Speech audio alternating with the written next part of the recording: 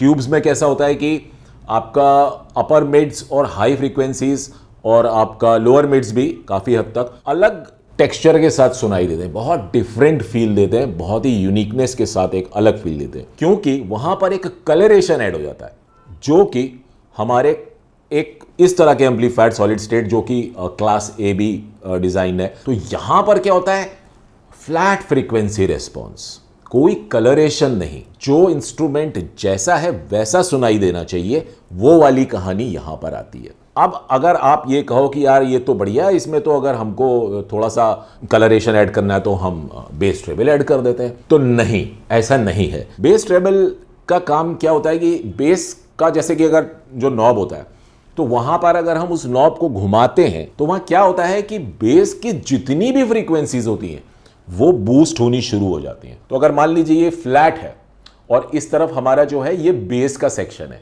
तो इस बेस के सेक्शन को अगर हमने नॉब घुमाया और ये फ्लैट था अभी तक यहां पर, तो क्या होगा, ये ऊपर जाने लगेगा और ये वहीं रह जाएगा। तो क्या हुआ, ये सारा का सारा बेस जो यहां से लेकर यहां तक था वो सब ऊपर हो गया। तो वहां पर आपको एक बेस थोड़ा ज्यादा सुनाई तो देगा, लेकिन वो ओरिजिनलिटी से दूर हो जाएगा, बहुत दूर। पॉइंट ये है कि कब उसको हम बढ़ाया घटा सकते हैं। जैसे कि अगर हमारा कोई स्पीकर है जहां पर कि प्रॉपर बेस नहीं हमें मिल रहा है जितना फ्लैट के आसपास होना चाहिए, तो हम उसको थोड़ा सा बढ़ाएं तो स्पीकर को कहीं ना कहीं उस लेवल पर पहुंचा सकते हैं। तो उस तरीके के एडजस्टमेंट के लिए बेस ट्रेबल नॉब्स होते हैं। तो सॉलिड स्टेट एम्पलीफायर जो कि जैसा कि पल्स है, ये आपको देगा एकदम बैलेंस्ड, नेचुरल, जैसा जो चीज सुनाई देनी चाहिए वैसी यहां पर हमें सुनाई देती है। अब बेहतर कोई चीज क्यों लगती है, क्योंकि वो इससे डिफरेंट होती है। तो जो साउंड, जैसे कि अगर मैं अभी काफी दिनों तक इसको सुन रहा था, अब अचानक से मुझे कोई ऐसी चीज मिल गई जो इससे अलग साउंड करती है, तो डेफिनेटली वो या तो अच्छी लगेगी या तो बुरी लगेगी।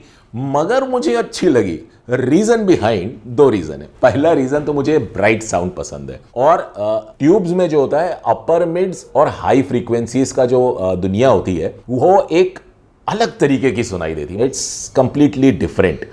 अरे इट्स कंप्लीटली डिफरेंट से याद आया आपको, यार एक टोमेटो केचप आया करता था पहले, उसका एडवर्टीजमेंट आता था, उसमें बड़ा कॉमेडी सा ऐड आते थे, उसके कई सारे ऐड आते थे, उसमें सिर्फ एक लाइन यूज होती थी, इट्स डिफरेंट। बट तो टोमेटो केचप जैसे वो था कि और टोमेटो केचप से वो डिफरेंट था, और एक्चुअली उसका टेस्ट हमेशा डिफरेंट ही फील देता था। तो बेसिकली ट्यूब्स आर डिफरेंट। तो ट्यूब्स का जो इट्स डिफरेंट वाला जो टेक्सचर होता है, एकदम निकल के आती है इस चीज, मतलब एक एक इंस्ट्रूमेंट ऐसा लगता है स्पीकर से बाहर निकल करके इंस्ट्रूमेंट आ रहे हैं।